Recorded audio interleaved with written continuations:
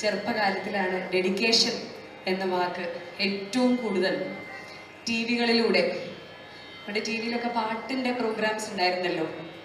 Phone hello എന്ന് പറഞ്ഞിട്ട് നമ്മൾ വിളിക്കും. നമ്മൾ ചിലപ്പോൾ നമ്മൾ സ്നേഹിക്കുന്ന കാമുകിമാർക്കൊക്കെ ഡെഡിക്കേറ്റ് ചെയ്ത് കൊടുത്തുകൊണ്ടിരുന്ന കാലം എൻ്റെയൊക്കെ ചെറുപ്പത്തിൽ എനിക്ക് ഓർമ്മയുണ്ട്. സ്കൂളിൽ പഠിക്കുമ്പോഴാണ് ഡെഡിക്കേഷൻ എന്ന വാക്ക് ഏറ്റവും കൂടുതൽ ഈ തരത്തിൽ ചാനലുകളിലൊക്കെ ഉപയോഗിച്ച് വന്നത്. ഇന്നിപ്പോൾ അങ്ങനെയൊന്നുമില്ലല്ലോ. എല്ലാവർക്കും വാട്സപ്പും അതും ഇതും പരിപാടികളായതുകൊണ്ട് ഫോൺ വഴി ഡെഡിക്കേഷൻ ഒന്നും ആർക്കും വേണ്ട, നേരിട്ടൊക്കെ ഡെഡിക്കേറ്റ് ചെയ്യുമായിരുന്നു അല്ലേ. പാട്ടെടുത്ത് ലിങ്ക് എടുത്ത് സെൻഡ് ചെയ്യുന്നു, I'm dedicating this to you എന്ന് പറഞ്ഞിട്ട്.